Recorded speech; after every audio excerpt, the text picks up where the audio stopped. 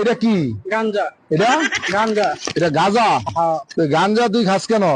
খাই আমার কাম টাজ করি না তো, আমার বউ কাটনা মাত্র টুকা আমার মাঝে মাঝে কিছু টেদ আমি হেঁটে দিয়ে গাঁজা খাই।